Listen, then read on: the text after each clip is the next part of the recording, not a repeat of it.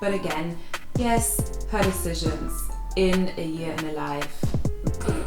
Okay, what was that? We don't even want to get into that. So I recently watched all of the Gilmore Girls seasons for the first time, and I want to dive into my thoughts and impressions, because initially I was not too sure if I want to watch it to begin with, because I just read and heard that, Rory is not the most likable character, and I figured, well, why would I waste 7 seasons to follow the journey of an unlikable character? We already had this with the butchered storyline of Game of Thrones, 10 years wasted for that outcome. And I was like, nah, I'm not doing this again. But yeah, I do love spoilers. So I spoiled A Year in the Life for myself, and I figured, you know what, I'm actually quite curious to watch it now, because Rory seems to be a mess in A Year in a Life. And yeah, growing up and living in your fantasy bubble and then going out into the real world and realizing that life is just not as you imagined is quite relatable, I thought to myself. So I jumped into all of the 7 seasons, and I finally have the breakdown, the Gilmore Girls character breakdown, and also my answer to the question, is Rory really as annoying as it seems, or is there more to it? So let me start with my ranking. I'm going to give my verdict on the characters, and also if there's anything that I learned from the characters while watching the show. And yeah, let's start with the number 12, Dean. Boring, so boring. Oh my days. I don't know, he's like a pack of sleeping pills. To be fair, he was a good first boyfriend for Rory. He was quite sweet and gentle, and he was a very decent boyfriend, but he was also so boring and so traditional and just so, I don't know. Yeah, he was down to earth, but he never really was curious to explore more, to kind of go on an adventure, or kind of explore the world outside of Stars Hollow. Yeah, boring. And you know what? I still remember the scene where Rory put on this petticoat dress for him, and then she cooked a meal for him, and I was just like,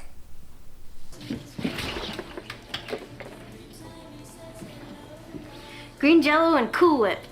You were insane. and you know what? It's perfectly fine to just live your life in Stars Hollow and never explore anything outside of Stars Hollow, but it made him just so unappealing to watch. And also, let's forget about this whole storyline in season 4 where he and Rory cheated on his wife, Lindsay. Just no, nah. Alright, number 11 is Christopher. What is there to say about Christopher? Why is he smiling so creepy? Oh my god! Look at this. Oh my god! I cannot. Oh my god! Look at his face.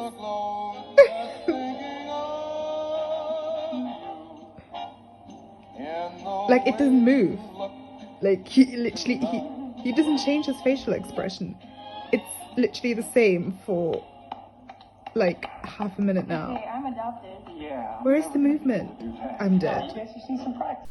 Is there even anything else to say than that? He's just so creepy. I don't know. I think I liked Christopher as Lorelai's friend, but when they tried to turn him into Lorelai's partner / lover, they lost me entirely. So yeah, that was me running away, trying to fix the lighting, because for whatever reason I never get it right. Anyway, back to creepy Christopher. Creepy. Yes, that is my only word to describe him. And also the way he then raised Gigi, because obviously he was never too present in Rory's life, and then he tried to make up for it by spoiling Gigi. And I just figured, you're not doing her a service there, Christopher, I understand that you're trying to feel better about yourself for not having, you know, been a part of Rory's life, but I think you should try and like cope with that in different ways than spoiling your daughter to the extent of her not being able to be a functioning member of this society. Then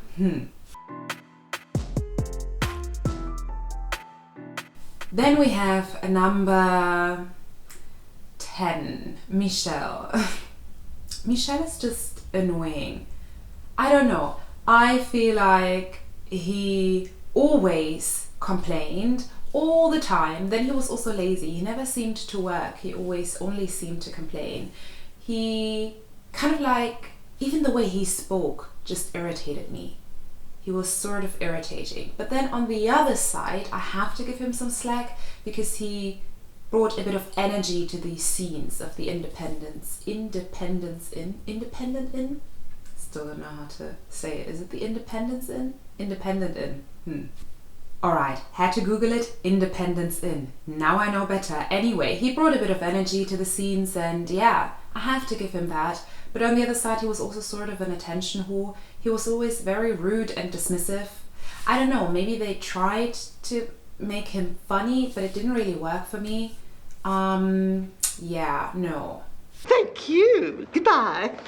I heard, and you've got to shorten your greeting. What? You do not need to recite the Gettysburg Address every time you answer the phone. Oy vey. I got it. Yeah. Well, you need to say more than that. Well, make up your mind. At least he was not boring and not creepy, so bonus points for him.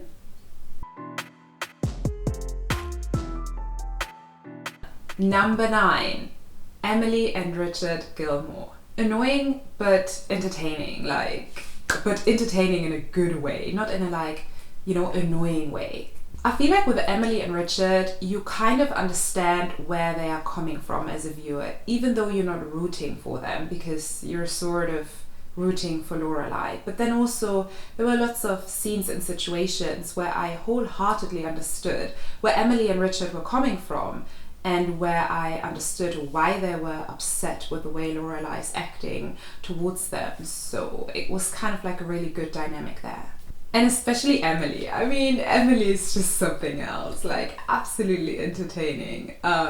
This woman is so funny without having the intention to be funny. It's actually hilarious. And her and Lorelai together, it's kind of like a love and hate relationship, but like 70-30, you know, 70% hate, 30% love. You can't have that in the car. I know. Well, then what are you doing with it? Walking it. Lorelai. And what do you intend to do with that paperclip? I intend to carve something really dirty into the bathroom door. Lorelai. Good to see you. Yeah, that's funny. You know who's behind you? It's Joseph Stalin, my good friend. What are you doing back from the dead, Joe? Lorelai. Oh. And then Richard is just there, but he's also the sponsor. So, you know, he deserves to be, you know, together with Emily on the joint 9th place, because without him, the Gilmores would not have any money at all, and that's what we need to strive in the high-class society, right?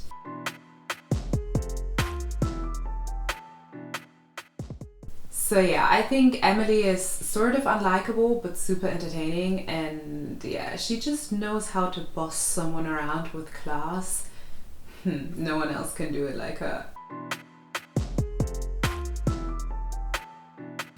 Alrighty, next up is number 8, Lane. You know, it's not Lane, it's a storyline. It's a really crappy storyline. I hated her storyline. I don't know what they did there. It really not a fan at all. I mean, how depressing. First, she's trapped by the expectations of her mum. And then she escapes, kind of like do her own thing and start her band and yada yada. And then she marries Zach, and all of a sudden she's pregnant with twins after her honeymoon, but also after only having slept with Zach once. And she also hated the act itself, or at least really didn't like it, really didn't enjoy it, and told Rory that she's never ever going to have sex again. Huh? You know what? The problem here is that Adam Brody had to leave to be Ryan on OC California. So Dave Rogalski was written out of the show. And then all of a sudden the showmakers were like, well, what are we going to do now? We have to pair Lane with somebody else. But also, we're not going to hire a new actor for the show. Let's just pick someone who's already in the cast. Oh yeah, let's pick Zach. So Lane just ended up with Zach, like that. I mean, she literally ended up with Zach because there was no one else, like, there. She just had to pick one of the leftovers. $20. Wow, she liked you. We'll put it towards our first real date. Really? After all this, the marathon hymns, the weak punch, the crabby Koreans, you still want to go out on a date with me?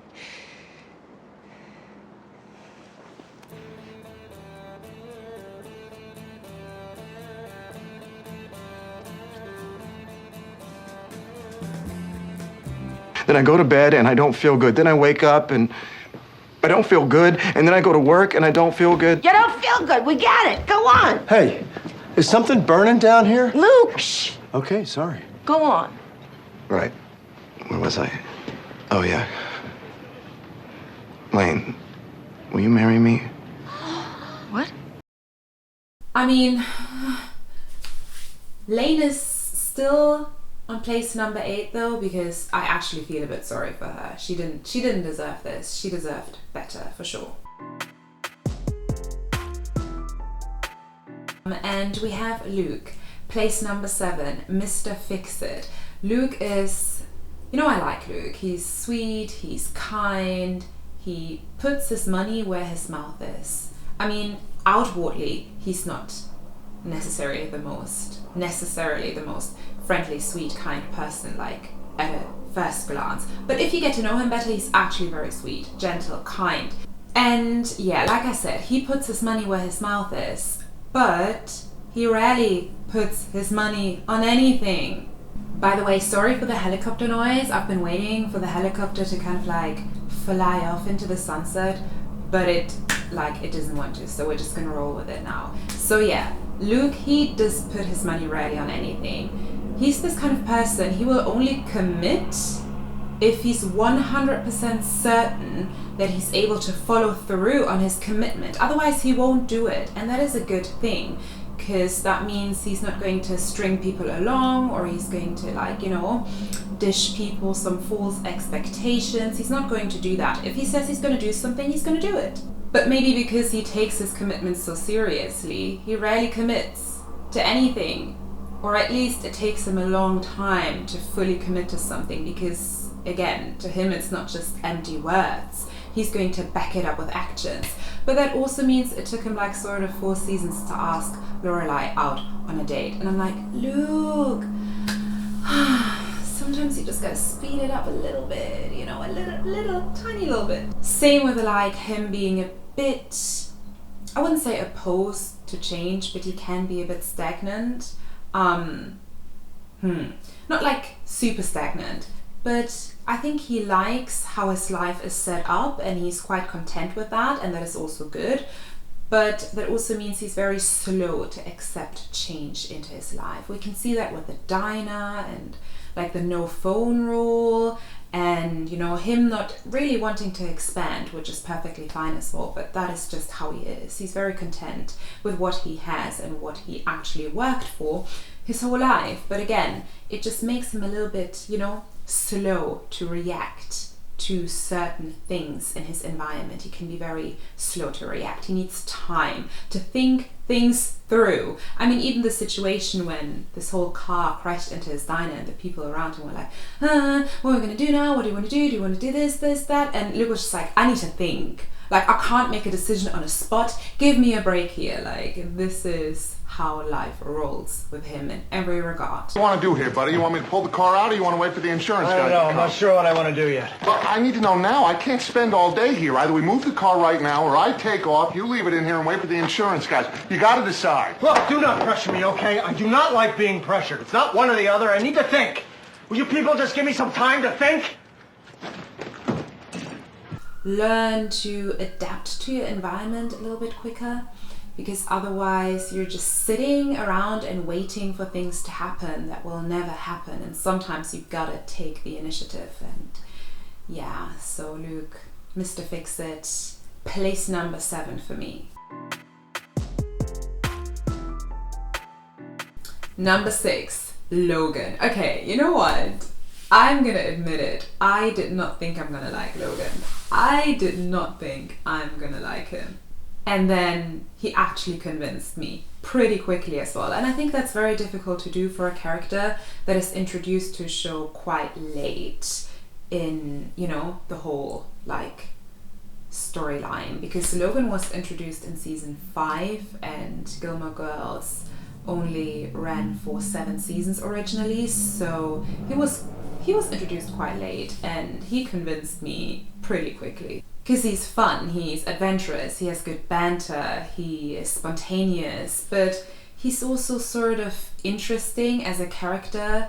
Yeah, there's certain layers to him that make him a bit more interesting, and I think that it was a good balance between him being this kind of like, you know, womanizer, bad boy kind of type. I mean, obviously, before he met everyday girl Rory and fell in love with her, but on the other side, he also kind of like was very, you know, steady and very like committed to her. As soon as he committed, and then he was in. And I really liked that he brought a bit of variety to Rory's life. I mean, not only in the material realm, because obviously he was a rich trust fund kid, right? But also when it just came to experiences, he was just very outgoing and very, like I said, adventurous and spontaneous in that kind of regard. And he brought the variety to her life and made it more exciting. And therefore he also made the storylines more exciting. Because I mean, season 4, this whole Dean thing, and just in general the whole season 4, it was just very long and it dragged on, and I was not a fan of season 4. And then in season 5 things changed, and I do contribute that to Logan being on the scene. You're scared.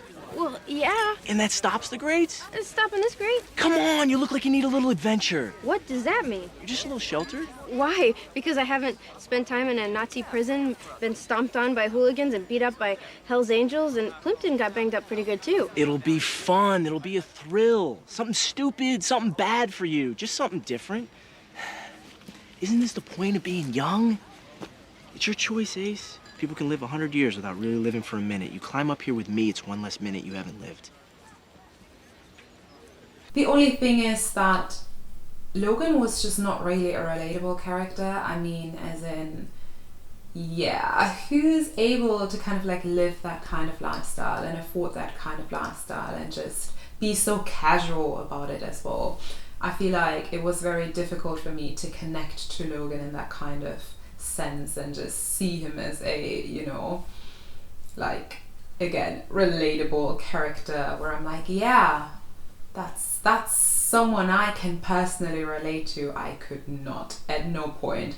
Like, I could not relate to his struggles, I could not relate to his problems. It was very much him in his privileged Yale bubble, and that was that. Alrighty, number 5 on the list, Suki. I mean, I really like the character, and the thing is, I'm not the biggest fan of Melissa McCarthy movies or films, and yeah, I really like Bridesmaids. Oh my days, I love that one. But in general, I've never like watched lots of her work, and in this show, I mean, I was not prepared to like her that much therefore, but I did.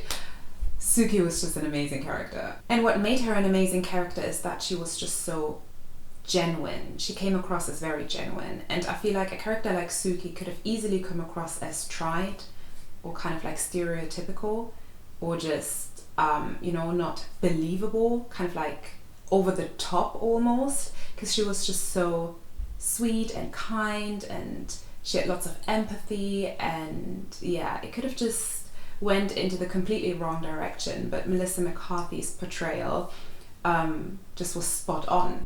So, I hope you didn't get too far on that cake. No. That's one thing you can be thankful about. You caught me in plenty of time. good. I know the kind of work you were going to put into it, and I just would have killed myself if you'd gone all that craziness for nothing. Yeah, well, I've been so busy lately, I actually forgot about it. Listen, do me a favor. Mention canceling the wedding to Miss Patty, will you? That way, by the time we get back... The whole town will know within the hour. Then, hopefully, they will all have chatted out of their systems before we get home. Consider it done. So where are you going? We have no idea. Ah, my favorite kind of trip. Well, thanks. I'll talk to you soon. Just call the cell if you need anything. Okie dokie. Bye-bye. Bye. She was supportive, she was caring, she was giving and kind, and I feel like these are sometimes a bit undervalued traits or under-celebrated traits in fictional characters, especially in female fictional characters who always have to be like tough and, you know, like independent and just go-getters.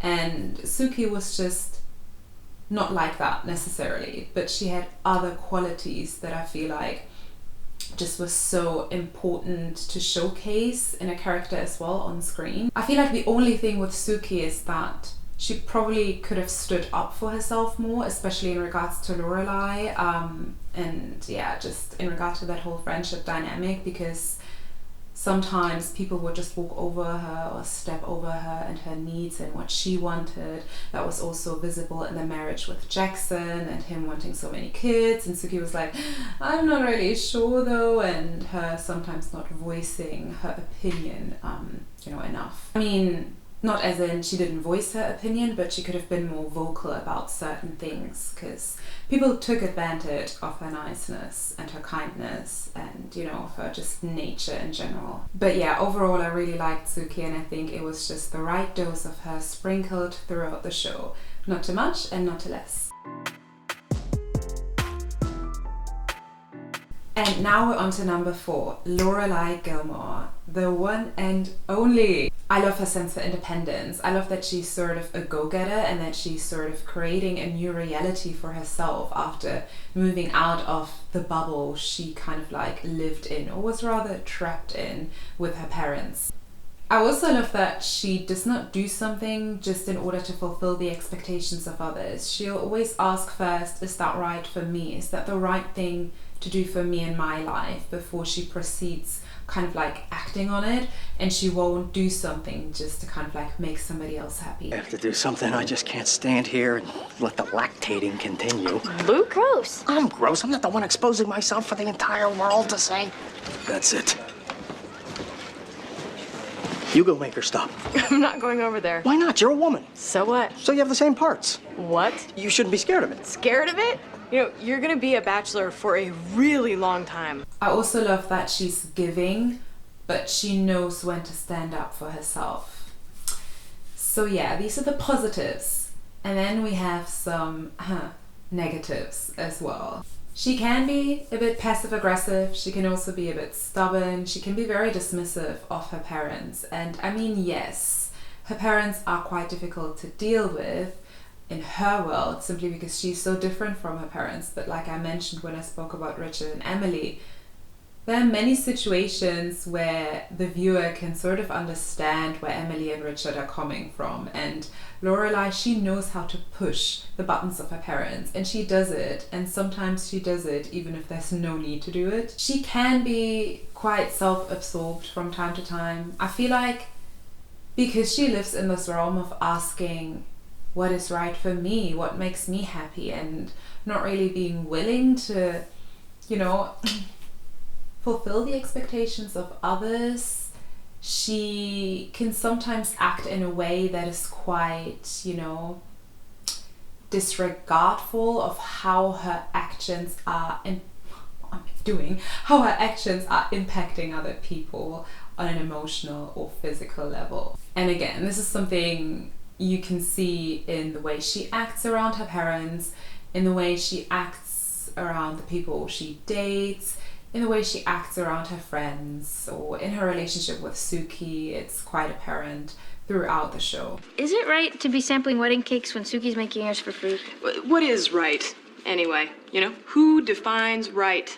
And if eating cake is wrong, I don't want to be right. You're a good cake, Clyde. Never should have named you.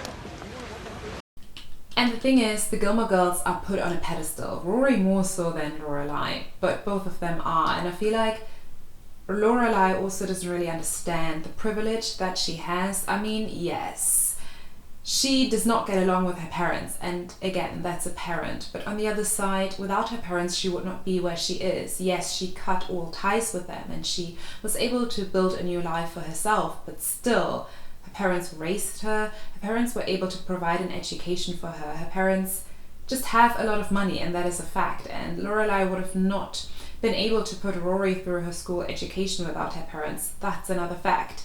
I mean, if she would have not gotten the loan from her parents, which she paid back in all fairness, but again, if she would have not gotten it, Rory would have never went to Chilton, and therefore also never to Yale. And these are kind of things that Lorelai does not consider often, or she does not show enough gratefulness for her roots and where she's coming from, and in the way she's acting with her parents, even though her parents are difficult. I mean, they are, but still does not take away from the fact.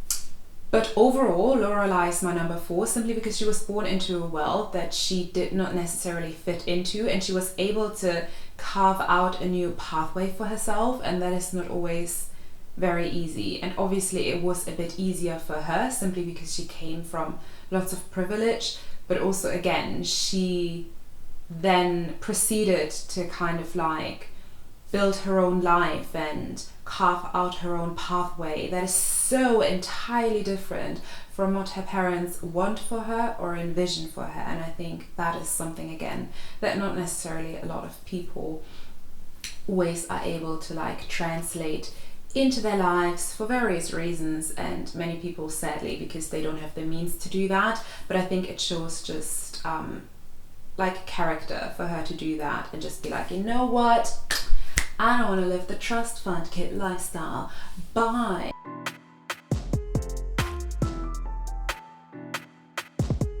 Alrighty, and now the top 3. Let's do this. Number 3, Rory Gilmore. Surprise, surprise.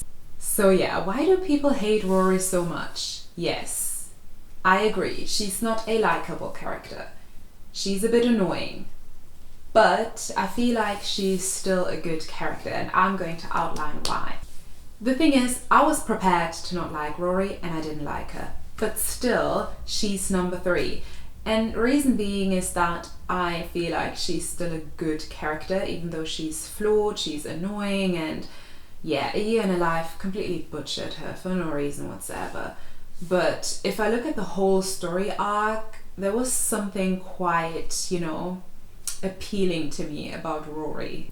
You know, usually you would watch a show and then you have like the protagonist and they're young and they're starting out their life and they're struggling. I mean, you know, One Tree Hill, my fave. And there's also OC, all of these shows where you have like these young teenage characters struggling and they have their dreams and their ambitions, and then, you know, it's their way through the seasons, they're making their way through the seasons to come out, you know, on the other end, having a better life, the life that they always dreamed of. And Rory reversed that completely, and that is what I find so interesting about her. So essentially it's like her storyline and not her character that I find to be interesting to look at, because essentially Rory grows up in this happy bubble. She is, you know, well liked, she has everything she wants, she's happy, she's privileged, and again, she lives in a bubble where everyone praises her and sees something special in her. And then she goes to Yale, and then like she gets the first taste of reality, because no one cares about her, no one cares who she is. It's not like, oh, Rory, the Rory, like, no, she's just one of the many. And yeah, she's able to turn Yale into her second bubble with time. She just like turns it around and she's able to turn Yale into a second little fantasy bubble of happiness that lasts until she graduates, and then she's, you know, free to move into the real world and things crash.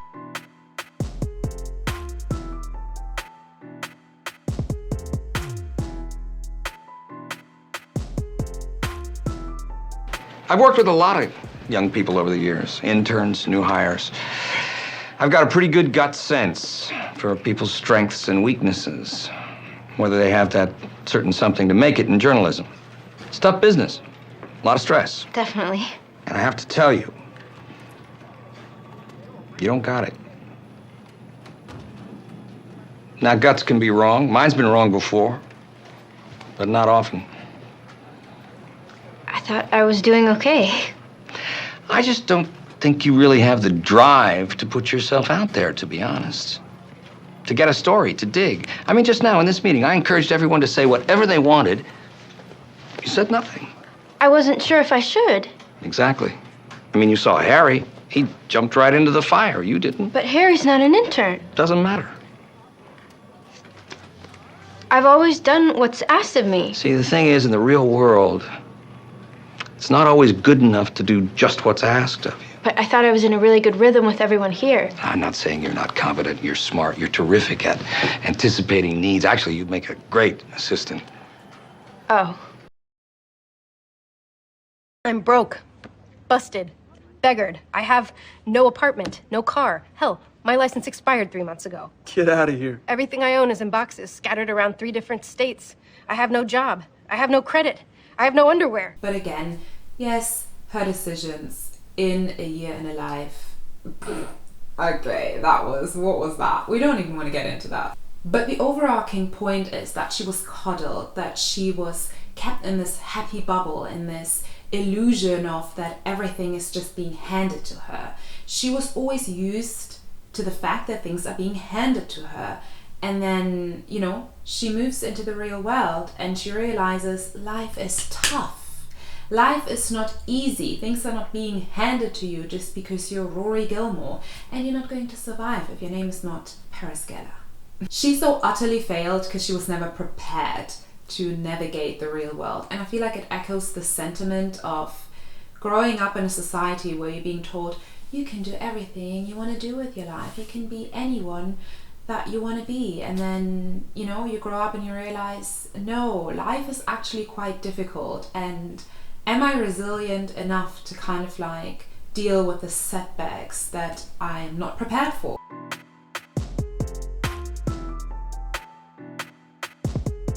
Number 2, Jess. Oh, Jesse boy. I feel like he was the poor version of Logan, but also even more interesting than Logan and more relatable than Logan. And the reason why I like Jess is because, okay, let's start from the beginning. I did not like Jess in the early seasons that much. Yeah, he was quite compelling and he was interesting, but he was also so frustrating to watch. I mean, he had anger issues.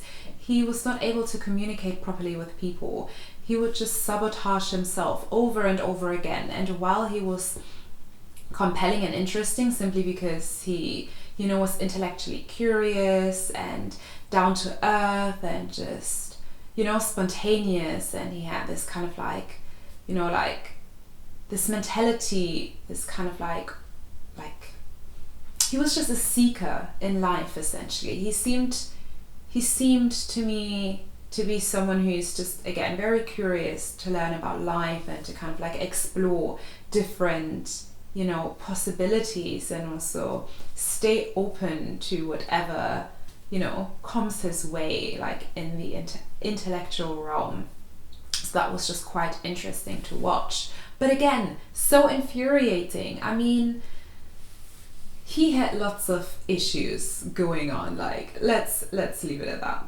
And yeah, this is what also sort of turned him into the popular bad boy who changes his way after he, you know, meets everyday girl Rory and falls in love with her. And I'm very glad that they did not roll with this narrative. So glad. Because essentially Jess left the show in order to get his life in order and, you know, work on himself, and he did that completely separately to Rory, and it didn't turn into the storyline of, yeah, you know what, I love you so much and I'm going to change for you, but also I'm a very problematic and toxic person and I'm still going to lash out in the process because I'm passive aggressive and I have anger issues, but you got to deal with it. So glad they didn't do that. So glad. And the thing is, Jess was someone who was very flawed and someone who was very ready to hold Rory accountable, which was actually good because no one else did. But on the other side, he was not one to simply point the fingers at others and leave it at that. He was also someone to look inwardly, and that was not very apparent in the earlier seasons, simply because, well, Jess was not necessarily the main character and we did not get to see as much from him. But then later on, when Rory visits him, and I think it's season 5 or 6, it becomes quite apparent because she can see how Jess managed to turn his life around, and I think that's only possible if you work on yourself and if you reflect on your own problems and the things you're doing in your life, and if you're doing them in your own service, essentially. You know, you don't have to read it again.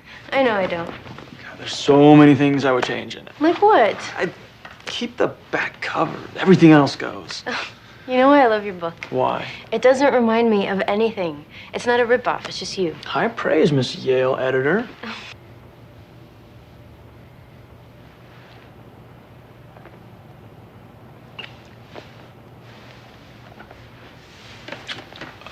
What? Sorry. About what? About coming here like this. I just got the flyer and I don't know, I just wanted to see your place, but then this. It's not fair to you. I'm such a jerk. I don't know what you're talking about. And I couldn't even cheat on him the way he cheated on me. Who? Who cheated on you? That guy? Oh. You're still with him? Yeah. I thought everything was fixed. Everything but him. I hate this. You should. I'm sorry. You came here alone to Philadelphia. He was out of town. I don't deserve this, Rory. No, you don't. You don't deserve it. He matured and he changed, and I feel like it's just such a good story arc, especially because he did it for himself. He didn't do it for anybody else. He didn't do it because I'm in love with Rory. He did it for himself and nobody else. And that just shows that he didn't stagnate like so many other characters on the show. I mean, Lane, rest in peace, right? Rory also never actually learned anything throughout all of the seasons. Not at all. But there we have Jess, who did not stagnate, who changed, who actually, you know, progressed, and like he went on a pathway to actually like learn from the things he did wrong in the past. And this is so like refreshing to see, because at the end of the day we're all flawed. We're always going to be flawed. Being flawed is not the problem. The problem is you cannot even speak. The problem is if you're like unwilling to try and learn from your mistakes and reflect upon what you have been doing. And I feel like that is just why I like Jess a lot and why he is on place 2 for me. And now we got our number 1, Paris Geller. I mean, iconic. She is iconic. Again, unlikable for sure, but you gotta respect her hustle. The thing with Paris Geller is she just kind of like gets on with life. She just gets on with it. She's very ambitious, but she's also very resilient. She is very good at dealing with setbacks. And I mean, yes, she had a meltdown when she didn't get into Harvard, and she was also kind of like, you know, insecure around Tristan, but high school days, we're gonna look past that. Overall, she's just very unapologetically herself, also in a kind of like unintentionally funny way. Out of the way! Move! Is it raining? No, it's National Baptism Day. Tie your tubes, idiots. She never cared what other people think about her. Her dreams and ambitions came first. And this is, again, why she was so unlikable, because she did not really regard the feelings and problems and issues of others. My door is not open to you, ever. You have 5 minutes to enjoy your cookies. Welcome to the Yale Daily News. Yeah, I mean, you know, definitely not a people person, stepping over people like they are, you know, her pathway to glory. Apart from the Powerpuffs, she really wanted to be a part of the Powerpuffs. Were they called Powerpuffs? I'm not sure again. Short phase of being deterred from her plans of world domination. Nothing else, just a slip up. The thing with Paris is, what I really liked about her is just, again, her resilience and her ability to just get on with life. And that was exemplified in season 5, I think, when her family lost all of the money. We keep the door fully locked, even when we're home. We actually added the chains after there were a couple of break-ins on the street, but we've never had any trouble. We've actually got a very sophisticated crime prevention system set up here. When we leave, we always keep the radio on. Rush Limbaugh, of course, so they know we have guns in the house. The lights are all on a timer, so don't touch the switches. And there's a motion detector in the hallway, so don't freak out when it goes on at night. And you need to consider that she actually grew up in a similar position as Logan and, you know, as Lorelai when she was growing up with her parents, as a rich trust fund kid. That is what she grew up as. But she never acted as if things are just being handed to her, because she never viewed life like that. She always had the mentality of, I'm going to get what I want. I'm not waiting for others to hand it over to me. That just shows how much of a hard worker she was, and also how willing she was to make the most of the opportunities that she was given. Status and image were just not things she cared about much, or things that she put any value towards too. And this is why, even though she grew up in the trust fund kid world, she still, you know, turned out to be like a go-getter and a hard worker, and someone who's just very focused on what she wants and not, you know, being deterred from it simply because there's some like slip-ups along the way. With her, it was sort of, if you didn't earn her respect, she would just walk right over you. And she would literally not care. Time? What? That's it, time's up. Oh, but if I could just have a few seconds to rebut their charge of the cruelty of the act. We take it back. You can't take it back. It's a debate.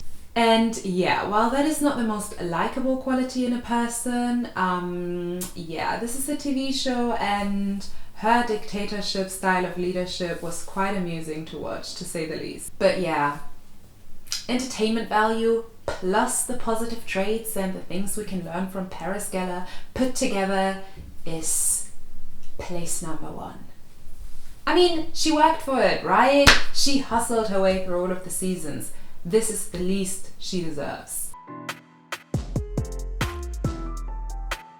Anyway, this is my Gilmore Girls breakdown, and yeah, let me know who your least favorite characters are and who your most favorite characters are and why. I'd love to hear it. For now, sayonara und auf Wiedersehen.